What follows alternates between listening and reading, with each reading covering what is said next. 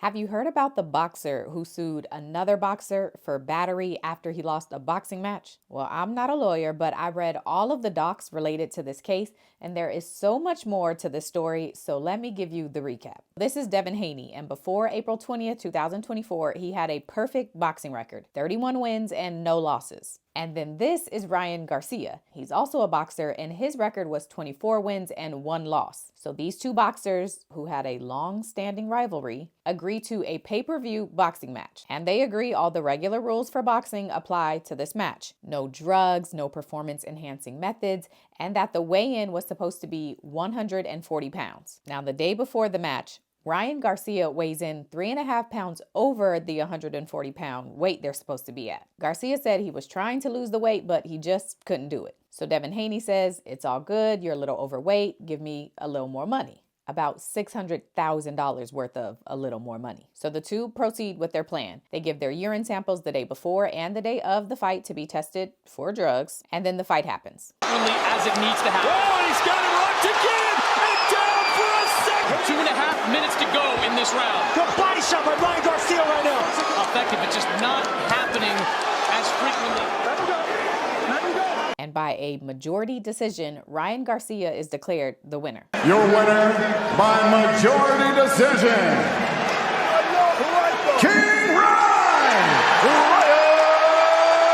Garcia! But then the test results from those urine samples come back, and both of Ryan's samples test positive for performance-enhancing drugs. As a result of this, the New York State Athletic Commission suspend Ryan Garcia for 1 year, and then they change the results of the fight from Garcia winning to no contest. So now Devin Haney's record is 31 wins, 0 losses, 1 no contest. And then because Devin Haney says he never agreed and would have never agreed to fight Ryan Garcia if he knew he had been using performance-enhancing drugs, Haney says all of the fighting, touching, and punching that Garcia did during that fight was therefore not consensual or not agreed to. And so he sues him for battery, like legit assault and battery, but just the battery part. Devin Haney also sues Ryan Garcia for fraud, alleging that Garcia said and signed documents that said he was not using performance-enhancing drugs. Meanwhile, Garcia alleged that he was, quote, high as during the fight.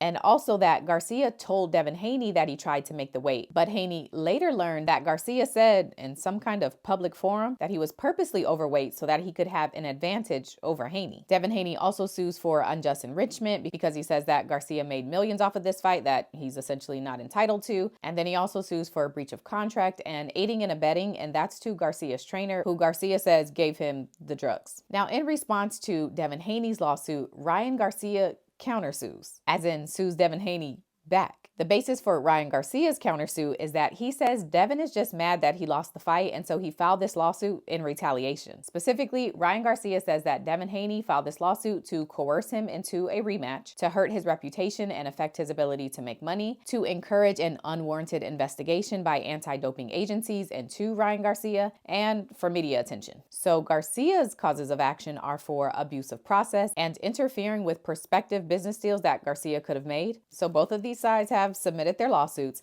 and then on January 15th, Devin Haney's attorney files a letter to the judge saying that there's been a significant development in this case. He says that both sides are discussing some sort of settlement which would involve a series of boxing events, and so they want the judge to put both of the lawsuits on hold for 90 days while they attempt to work out the contract for this settlement deal. The note to this 90-day hold is that every 30 days, both sides have to submit a status report to the judge to update on how the contract and the conversations are going. And the first status report, which was submitted on February 17th, said that the sides are making progress. But that leads me to where we are today. Apparently on May 2nd, there's going to be a big fight night in New York. Ryan Garcia will be fighting and Devin Haney will be fighting. They aren't going to be fighting each other, but according to the AP's reporting, if the two of them win their respective fights, the plan would be for them to fight each other next. So maybe this is the settlement talk. Anyway, I think that just got me invested in this fight. But what y'all think about this lawsuit? Was he right to sue him because he tested positive for the drugs? Or is it giving, I lost the rap battle, so now I'm going to sue you? Give me your thoughts.